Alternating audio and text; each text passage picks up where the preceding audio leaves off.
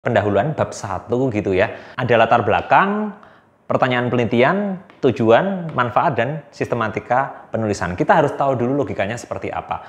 Nanti akan ada video selanjutnya yang saya buat khusus untuk latar belakang, karena biasanya ini yang paling susah di bab 1. Tapi kita pahami dulu ya logikanya seperti apa pendahuluan. Latar belakang ini sebenarnya adalah why, alasan mengapa Anda memunculkan pertanyaan penelitian yang nanti akan muncul itu. Dan ini sebenarnya harus didasari oleh alasan logis dan empiris ya. Logikanya nanti saya jelaskan, tetapi empiris ini jangan lupa Anda harus punya data. Data ini fungsinya untuk memperkuat argumen. Kemudian yang harus dipahami adalah latar belakang ini sebenarnya ada komponen intinya, yaitu kesenjangan atau gap masalah. Yang ini biasanya gap antara idealita versus realita. Contoh, kita mau bahas kualitas pelayanan publik. Oh, secara ideal ada aturan tentang pelayanan publik. Oh, secara ideal ada teori tentang pelayanan publik yang bilang pelayanan publik itu seharusnya transparan, akuntabel, dan seterusnya.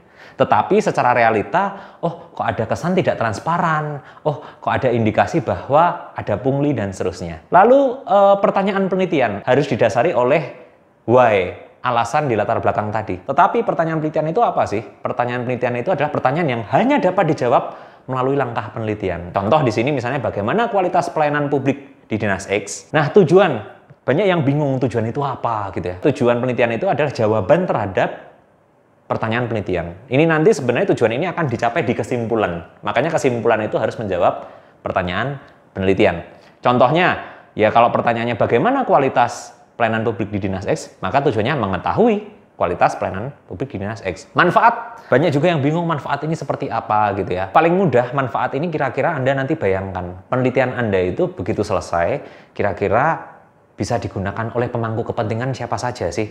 Ya, kalau di sini misalnya bagaimana kualitas pelayanan publik di Dinas X, ya jelas kemudian harusnya Dinas X-nya itu dapat manfaat tertentu dari penelitian ini. Paling tidak itu. Biasanya supaya mudah ada pembeda antara manfaat akademis dan praktis. Akademis itu apa? Oh, akademis itu kira-kira di bidang keilmuan Anda, penelitian Anda ini bakal jadi manfaat apa sih?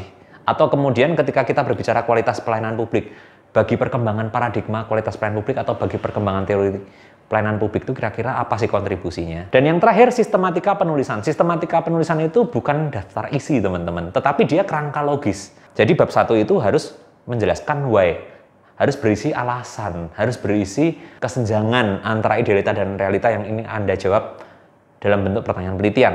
Bab 2 dan bab 3 ini sebenarnya adalah how, teori yang operasional, berisi metode secara operasional juga yang akan digunakan. Dan yang terakhir, bab 4 dan seterusnya adalah what, apa hasilnya, kesimpulan, saran, dan seterusnya. Semoga membantu.